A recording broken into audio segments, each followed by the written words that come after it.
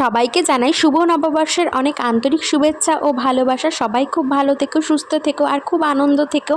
তো দেখো এখানে সন্ধেবেলায় তোজো, আমি, ওর বাবা তিনজনে মিলে বেরিয়ে গেছিলাম রেডি সেডি হয়ে অরবিন্দ রোডে। তো পৌঁছে গেছি অরবিন্দ রোডে, দেখো কত ভিড় এখানে। তো তারপরে ওখান থেকে একটি দোকানে হালখাতা করে এবার চলে আসলাম ফেরিঘাটা। তোজো তো এখানে জল দেখে প্রায় জলে সাঁতার কাটতে যায়, আর আমি আর ওর বাবা মিলে হাত পা টেনে ওকে পাড়ে নিয়ে আসলাম। তো দেখো তারপরে ওখান থেকে পাপড়ি চাট খেয়ে চলে আসলাম গরুর বাড়িতে, মানে আমার বরের দোকানের পাশেই এখানে হালখাতা করার ছিল।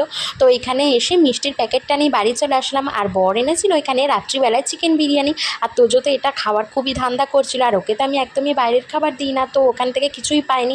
মনের কষ্ট ভুলতে ও খুবই হাসতে শুরু করে দিয়েছিল, তবে ও হাসুক কাঁদুক ওখান থেকে কিছুই পাবে না। আর শ্বশুর খেয়ে নিয়েছিল রুটি, যেহেতু আমি রাত্রিবেলায় শ্বশুরের জন্য রুটি করেই গেছিলাম, আর রাত্রিবেলায় আমার জন্য বর এনেছিল আরও 2 প্যাকেট মিষ্টি। আর তোজো তো এখানে মনের কষ্ট ভুলতে ঘুমিয়েই পড়েছিল। মিনি ব্লগটা কেমন